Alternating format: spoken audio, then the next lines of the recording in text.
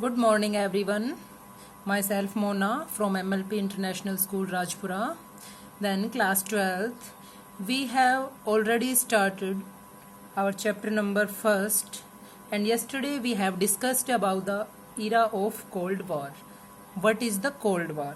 Then Cold War is a state of extreme unfriendliness situation existing between two superpowers, especially within opposing political system, which express itself not through the fighting but through political pressures. Okay, yesterday we have read about this, and today we will discuss about our next topic, 1962 Cuba Missile Crisis.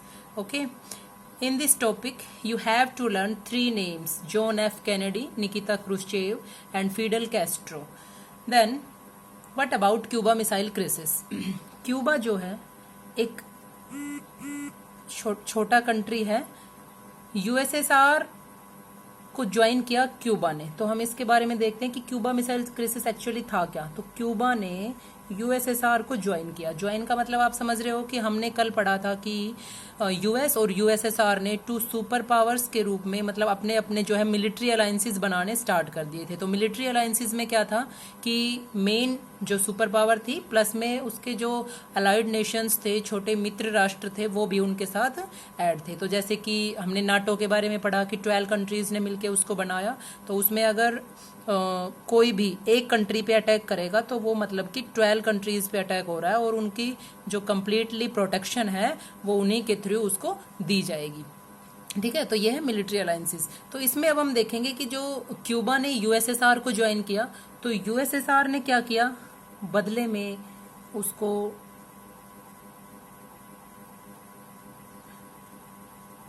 Diplomatic and financial जो help थी वो दी। Okay, diplomatic and financial help दी। तो Cuba जो है Soviet Union का means USSR का एक अलाय हो गया, एक मित्र राष्ट्र हो गया। इसने इसको ज्वाइन किया और यूएसएसआर ने उसको क्या किया, डिप्लोमेटिक और फाइनेंशियल हेल्प देने के लिए, एड देने के लिए एग्री हो गए। देन क्या किया यूएसएसआर ने, ये सोच के कि जो यूएस है कभी वो क्यूबा के ऊपर इन्वेड ना कर दे, कभी अटैक ना कर दे, ये सोच के यूएसएसआर ने जो है वहां पे एक अपना रशियन बेस बना दिया। कहाँ पे? क्यूबा में। Okay, means the Cuba missile crisis was a high point of what came to be known as the cold war. Cold war का एक मेन पॉइंट माना जाता है ये। एंड क्यूबा जो है वो अलाय था of the Soviet union and received both diplomatic and financial help from the USSR. Okay, तो यहाँ जो लीडर थे निकिता क्रुश्चेव, तो इन्होंने क्या डिसाइड किया कि इन्होंने कन्वर्ट कर दिया क्यूबा को, decided to convert Cuba into a Russian base. Okay, and in 1962, कब हुआ था ये? 1962. In 1962 he placed nuclear missiles in Cuba.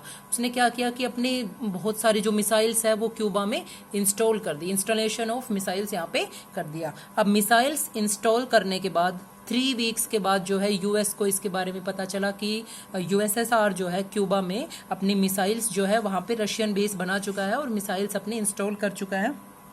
Then US ने कोई रिएक्ट नहीं किया, मतलब क्यूबा के लिए अटैक का या किसी तरह का। उसने सीधा जो है वार्निंग दी यूएसएसआर को कि या तो आप क्यूबा से अपनी मिसाइल्स को रिमूव कर लें और नहीं तो जो है ये प्रोसेस जो चल रहा है इस तरह से, एक विदाउट फाइटिंग भी जो इस तरह से प्रोसेस चल रहा है, ये थर्ड वर्ल्ड वार में कन्वर्ट हो सकता है। तो यूएसएसआर ने मतलब एक तरह से पीस इस्टेब्लिश करने के लिए या जो भी कुछ है इस आपस का इनका था कि भाई ना तो ये फाइट करना चाह रहे थे, प्रिवेंट भी कर रहे थे थर्ड वर्ल्ड वॉर को, लेकिन फिर भी एक दूसरे की तरफ से इस तरह की जो सिचुएशंस क्रिएट हो रही थी एक दुश्मनी वाली, तो उसमें क्या है कि यूएस ने यूएसएसआर को सीधा वार्निंग दी और यूएसएसआर ने उस वार्निंग को लाइटली नहीं लिया। उसने कंप्लीटली जो अपनी मिसाइल्स थी वो वहां से रिमूव करने का फैसला लिया और यूएस ने फिर क्या किया, यहाँ क्यूबा के चारों ओर जो है अपने वॉरशिप्स तैनात कर दिए। वॉरशिप्स तैनात कर दिए कि अगर इधर से कोई भी वॉरशिप्स आते हैं तो ये कंप्लीटली यूएस को पता चलता रहेगा। तो यूएसएसआर ने क्या किया कि जितने भी कंप्लीट मिसाइल्स वहां इंस्टॉल की थी और वॉरशिप्स जो भेज रहा था उनको वापस मूव कर दिया यूएसएसआर की तरफ, और इस तरह से ये घटना जो ये क्राइसिस है इसको हम क्यूबा मिसाइल क्राइसिस के नाम से जानते हैं। तो एक clash seemed imminent in what came to be known as the Cuba missile crisis, मतलब एक ऐसा संकट जो थर्ड वर्ल्ड वार में कन्वर्ट हो सकता था। लेकिन यूएस और यूएसएसआर के बीच में बहुत सारी ऐसी इस तरह के इंसिडेंट्स, इस तरह की घटनाएं हुई जो बार बार थर्ड वर्ल्ड वॉर की तरफ इंडिकेट कर रहे थे। Okay, then this is known as the Cuba missile crisis. Next point is why did super powers need to make alliances with smaller countries, कि जो सुपर पावर्स थी यूएस और USSR, जब ये खुद ही सुपर पावर थे तो इनको क्या जरूरत थी कि जो स्मॉलर कंट्रीज उनको ज्वाइन करे, मींस वो क्यों चाहते थे ऐसा। तो सुपर पावर्स जो थे उनको क्यों नीड थी कि to make alliances with smaller countries, छोटे देशों के साथ अपने अलायंसेस बनाने की। Okay, then there were some reasons for this. Number first, vital resources, oil and minerals. अब ये कंप्लीटली एक तरह से it's a policy of give and take, means एक हाथ दो एक हाथ लो। तो इसमें क्या था कि जैसे कि पाकिस्तान ने ज्वाइन किया यूएस को, ओके, पाकिस्तान ने ज्वाइन किया यूएस को, तो यूएस क्या कह रहा है, पाकिस्तान को बदले में क्या दे रहा है, प्रोटेक्शन दे रहा है। अगर उसने पाकिस्तान ने उसको ज्वाइन किया तो यूएस सुपर पावर है। पाकिस्तान ने जब उसको ज्वाइन किया है तो बदले में जो है यूएस पाकिस्तान से क्या ले रहा है, मतलब जिस भी कंट्री, ये फॉर एग्जांपल है, जिस भी कंट्री में जैसे उस ऑयल मिनरल्स या वाइटल रिसोर्सेज वहाँ के जो है, तो वो सुपर पावर जो है वो एक और ज़्यादा अपने आप को डोमिनेंस शो करने के लिए उनसे वो क्या लेगा बदले में, vital resources. First reason is this vital resources. Second is territory from where the super powers could launch their weapons and troops. अब भाई यूएस और यूएसएसआर तो सुपर पावर है, तो उनको जरूरत पड़ेगी बहुत छोटी छोटी जगहों की जहां पे वो अपने वेपन्स ट्रूप्स जो है लॉन्च कर सकें। तो इसी तरह टेरिटरीज के लिए भी उन्होंने from where the super powers they want to launch their weapons and troops, means वो अपने वेपन्स और ट्रूप्स को जहां पे लॉन्च कर सके, इसलिए उनका सेकंड रीजन ये था। जो सुपर पावर्स चाह रहे थे कि वो स्मॉलर कंट्रीज के साथ अलायंसेस बनाए। थर्ड, लोकेशन, मीन्स यूएस या यूएसएसआर, ये हम दोनों सुपर पावर्स के बारे में बात कर रहे हैं कि वो सुपर पावर तो है बट उनको कुछ इस तरह के इंडिकेशंस की भी ज़रूरत होगी, कुछ इस तरह के अलाइज की भी ज़रूरत होगी जो from where they could spy on each other, जो वो एक दूसरे पे नज़र रख सके, एक दूसरे की एक्टिविटीज़ के बारे में जान सके। तो लोकेशन फ्रॉम वेयर दे, जैसे कि अभी हमने एग्जाम्पल लिया कि पाकिस्तान ने ज्वाइन किया यूएस को, तो यूएस क्या है कि पाकिस्तान के थ्रू नज़र रख सकता है यूएसएसआर पे, ठीक है।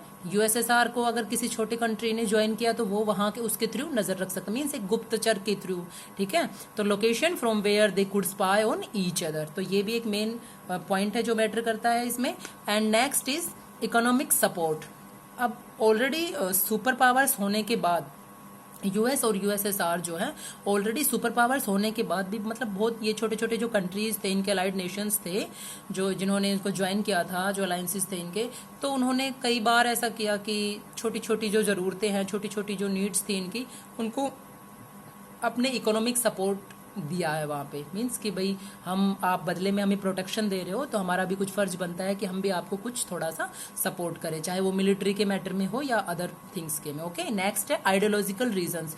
इसमें एक मेन पॉइंट है आइडियोलॉजिकल रीजंस। आइडियोलॉजिकल रीजंस क्यों थे, बिकॉज हमने कल पढ़ा था कि जो दोनों की आइडियोलॉजीज थी, जो दोनों की विचारधाराएं थी, वो डिफरेंट थी, एक दूसरे से अपोजिट थी।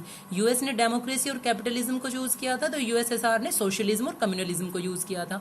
तो अब हमने जैसे देखा कि अभी तो ये स्टार्टिंग है, तो हम देखेंगे कि कोल्ड वॉर जो चल रहा था उसमें जो है विनर कौन हुआ, तो विनर उसमें यूएस बाद में उसमें सुपर पावर बना, बट क्यों, अपनी आइडियोलॉजीज की वजह से। मीन्स बहुत सारे कंट्री, ये हम ऑल ओवर वर्ल्ड की बात कर रहे हैं कि कंप्लीटली जो है आइडियोलॉजीज की वजह से ही बहुत सारे कंट्रीज ने, बहुत सारे लाइज ने यूएस को ज्वाइन किया, बहुत सारों ने यूएसएसआर को ज्वाइन किया। तो यूएसएसआर की भी मेन इंपॉर्टेंस थी, बट कुछ रीजंस थे जिससे उसका डिसइंटीग्रेट हुआ, जो हम अपने आने वाले लेक्चर्स में पढ़ेंगे। Okay, then these were the 5 main reasons that superpowers need to make alliances with smaller countries, and then they formed military alliances. Okay, now tomorrow we will discuss about our remaining chapter. Thank you students.